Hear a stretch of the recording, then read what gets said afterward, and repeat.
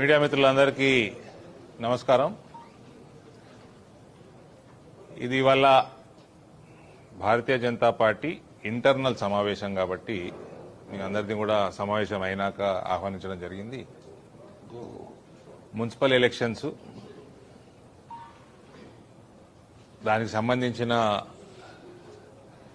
ఇన్ఛార్జులుగా రాష్ట్ర పార్టీ పంపిన పెద్దలు రామకృష్ణారెడ్డి గారు, వెంకటేష్ నేత గారు, అట్లా వివిధ మున్సిపాలిటీలలో ఇన్ఛార్జులుగా వచ్చిన వాళ్ళందరితోటి ప్లస్ ప్రతి మున్సిపాలిటీకి జిల్లా నుంచి నాయకత్వాన్ని 5-5గురిని ఇన్ఛార్జులుగా పార్టీ నియమించింది.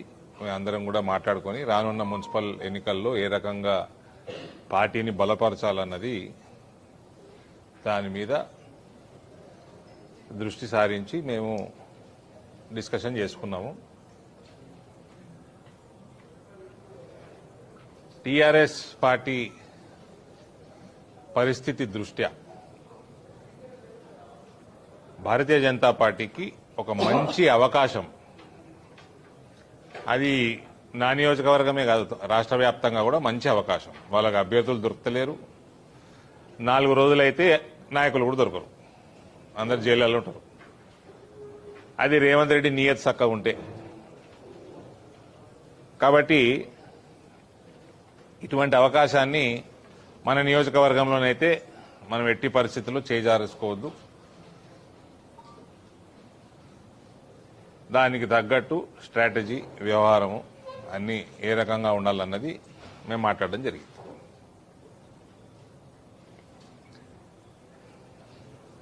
ఏమైనా ఉంటే మీరు అడగండి. చెప్తే కదా ఇప్పుడే ఎట్లా వెళ్ళిపోవడేంది. ఇక్కడైతే మనకి టీఆర్ఎస్ ఎక్కడ కనబడతలేదు, ఇందూరు జిల్లాలో కనబడతలేదు.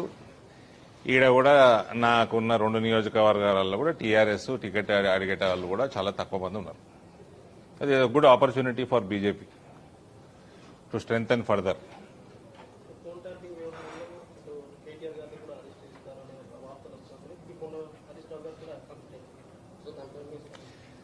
చూడండి, ఫోన్ ట్యాపింగ్ చేసిండ్రా అంటే చేసిండ్రు, దానికి అనేక రుజువులు ఉన్నాయి.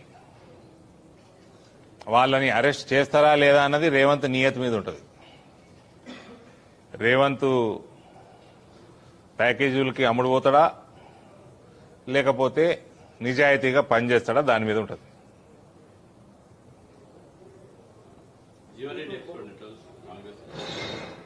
వస్తాడు, చెప్పండి, పర్లేదు, వేరే సబ్జెక్ట్ అది.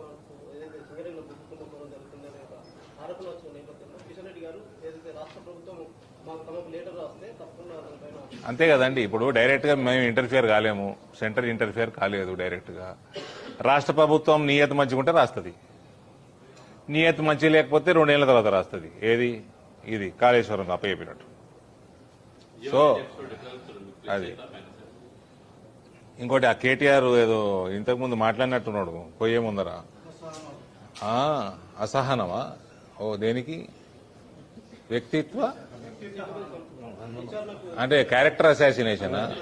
అరే చెర్సీకు క్యారెక్టర్ భయ్, చెర్సీ అంటే తెలుసా? చెర్సీకా క్యా క్యారెక్టర్? డ్రగ్స్ తీసుకున్నటువంటి ఏం క్యారెక్టర్యా?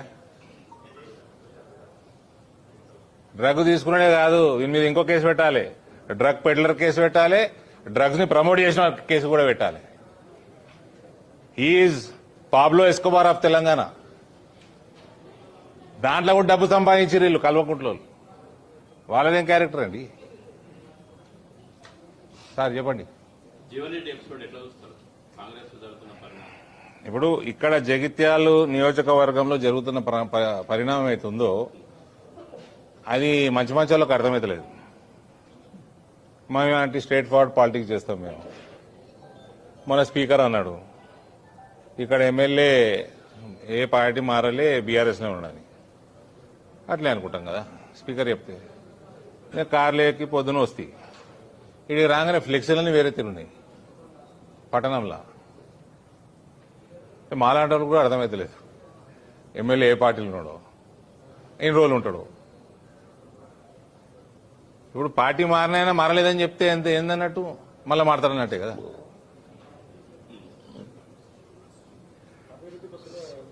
ఆ? అవు కరెక్టే, మేమందరం పిచ్చోళ్ళము. ఆ?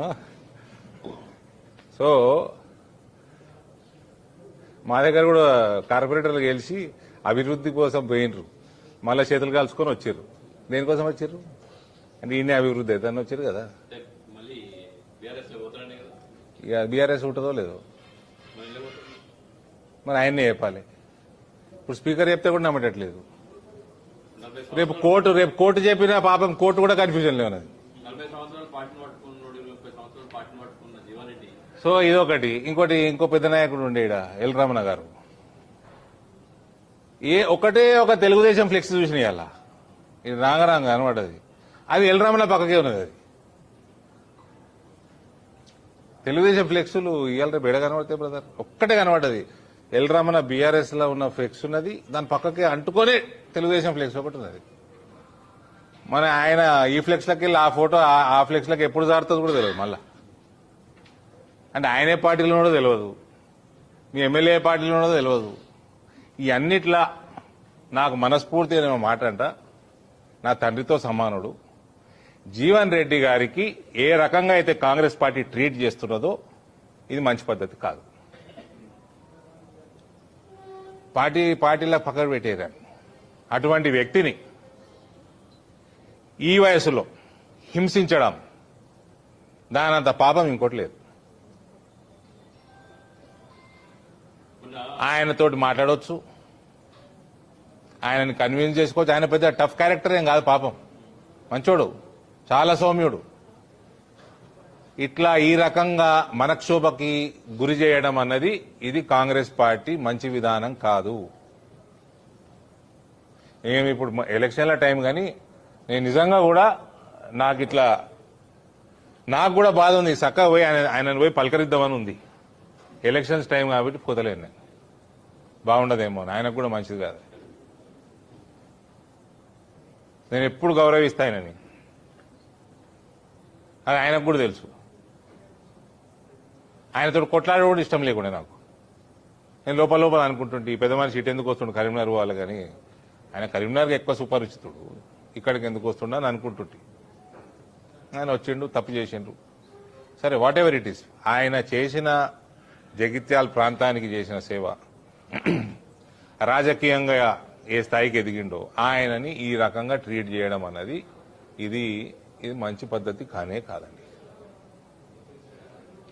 మీకు ఎమ్మెల్యే మనుషులకు ఏమైనా టికెట్లు ఇవ్వాలి, ఎమ్మెల్యేని తీసుకున్నారు, ఆయన వచ్చిండు అభివృద్ధి కోసం వచ్చిండు. సరే, ఎంత అభివృద్ధి చేస్తారో చూద్దాం. ఆయన చేసే అభివృద్ధి మా దయ్యతో అయ్యేటి అవుతున్నాయి అంతే. నేను ఆయనతో ఫోటోలు దిగితే పెద్ద అది అడ్మినిస్ట్రేటివ్ ఫోటోలు, అవి ఆర్గనైజేషన్ ఫోటోలు కావు, అవి nothing to do with organisation. Revanth Reddy Narendra మోడీతో ఫోటోలు వచ్చినట్టు, అమిత్ షా తోటి వచ్చినట్టు ఇవి అంతే. No other, you need not read between the lines. So ఆయన అభివృద్ధి కోసం వచ్చిండు కదా, ఆ అభివృద్ధి మా వల్ల వస్తున్నది. కాంగ్రెస్ పార్టీతో లొట్టపీస్ కూడా వస్తలేదు, రూపాయి లేదాడ.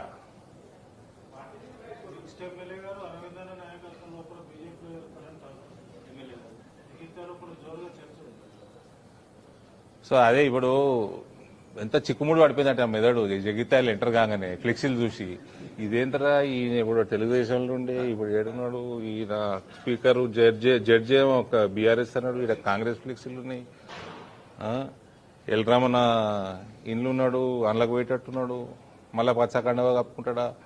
ఇది ఏందండి జగిత్యాలు ఇట్లా సత్యనా అంటే నాసుంటోడు కూడా అర్థమైతలేదంటే చూడండి, చిక్కుముడు పడిపోయింది మెదడు. మీ క్వశ్చన్లకి నేను ఆన్సర్ ఇవ్వలేను. మళ్ళీ ఆయననేమో పార్టీ మారిండు, మరి మారలేదంటున్నాడు. మరి మారలేదంటే కాంగ్రెస్ నచ్చుతలేదా, మళ్ళా మారతాడా? మరి మారితే ఏ పార్టీలకు పోతాడో ఆయన చెప్పాలి. సీఎం గారు టీడీపీ కార్యకర్తలందరూ కలిసి బీఆర్ఎస్ జెండాగా తెలుగులోని చెప్పారు. ఏంటండి సీఎం గారు ఎవరైతే టీడీపీ కార్యకర్తలు తెలంగాణలో ఉన్నారో వాళ్ళందరూ కలిసి టీఆర్ఎస్ జెండాగా తెలియకుండా అయ్యా సీఎం మీద కూడా ఇదే కన్ఫ్యూజన్ నాకు. ఆయన కాంగ్రెస్ ముఖ్యమంత్రి, టీడీపీ కార్యకర్తలకు ఎప్పుడైంది?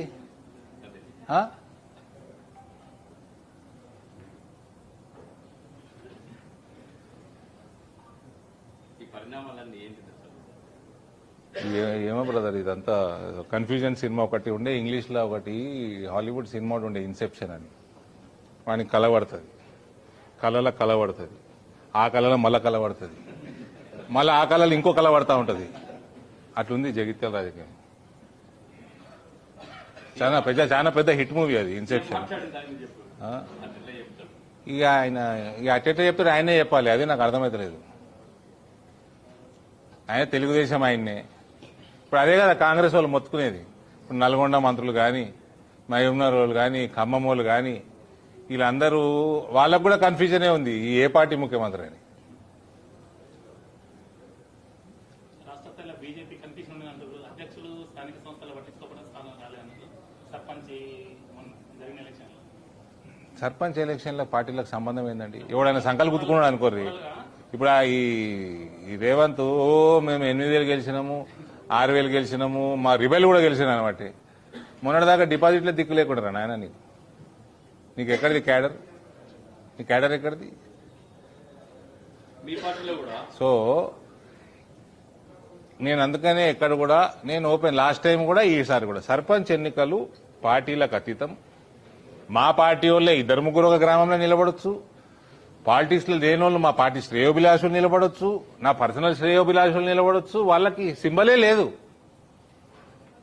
అది ప్యూర్లీ ఆన్ ఇండివిజువల్ బేసిస్ కొట్లాడతారు ఇక దాని తర్వాత నేను ఒకటే చెప్పిన ఇక నాకు ఫోన్ల మీద ఫోన్లు వస్తున్నాయి మీరు ఎందుకు ఇస్తలేరు స్టేట్మెంట్ అటు ఆ బీజేపీ ఆయన ఇచ్చిండు ఇటు ఈ బీజేపీ ఆయన ఇచ్చిండు అంటే సరే ఏదో ఒకటి చెప్పాలి కదా నేను అన్న గెలిచిన వాళ్ళల్లా బీజేపీ మెంబర్షిప్ ఎవరెవరికి ఉంది తీయండి అన్న 96 మందికి వెళ్ళింది పోయినసారి 5 ఉండే అంటే ఓకే ఇంటర్నల్ సాటిస్ఫాక్షన్ బీజేపీ వాళ్ళని ప్రజలు ఆదరిస్తున్నారు అన్న సాటిస్ఫాక్షన్ అది రాష్ట్ర స్థాయిలో సీరియస్ తీసుకుంటున్నారు బీజేపీ మున్సిపల్ ఎలక్షన్.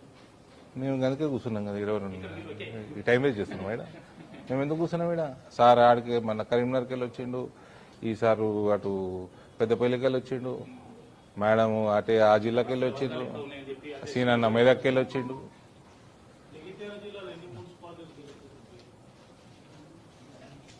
మా టార్గెట్ నిజామాబాద్ పార్లమెంట్ లో ఉన్న కార్పొరేషన్ ప్లస్ అన్ని మున్సిపాలిటీలు గెలవాలని ఉంది బట్ డెఫినెట్లీ మా growth will be multifold growth will be big final గా రిజల్ట్ ఏమొస్తుందో will wait and watch definite గా గెలుస్తాం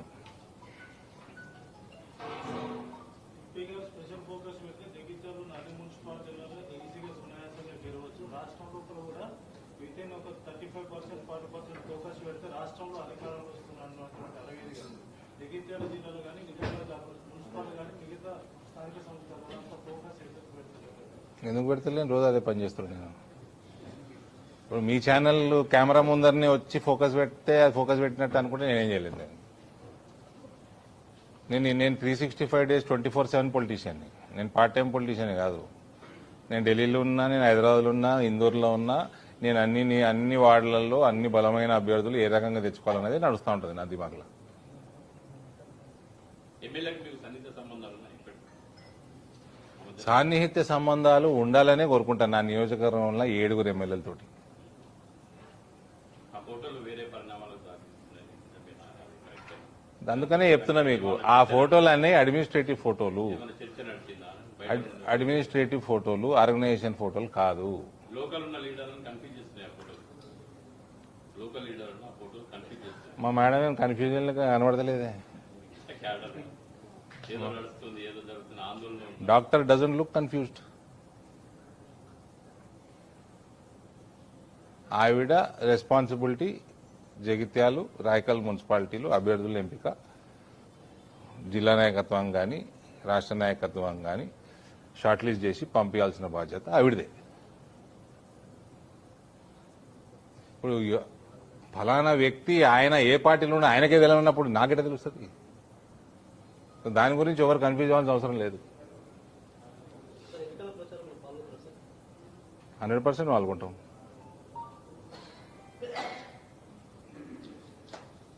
కానీ జగిత్యాలకు వస్తే చిక్కుముడి పడ్డది ఇలా ఎంటర్ అవుతుంటేనే ఫ్లెక్సీలు చూస్తుంటే చిక్కుముడి పడ్డది మీకు ఎప్పటి నుంచో జగిత్యాల జిల్లా కేంద్రంలో ఒక చిన్న వర్గం ఉంటుంది బీజేపీ. అది అటు కాకుండా ఇటు కాకుండా ఇబ్బంది గురి చేస్తుంది. అయ్యో మీరు ఉట్టి జగిత్యాలే తెలుసు మీకు. ఇది సమాంతరంగా మళ్ళీ వాళ్ళు కూడా అయ్యా అన్ని పార్టీలలో అన్ని జాలాలు ఉంటాయి, ఏం కాదు. అవన్నీ ఉంటేనే కదా మాకు పని, లేకపోతే పని ఏముంటుంది మాకు చెప్పు. మాకు కూడా పని కావాలి కదా.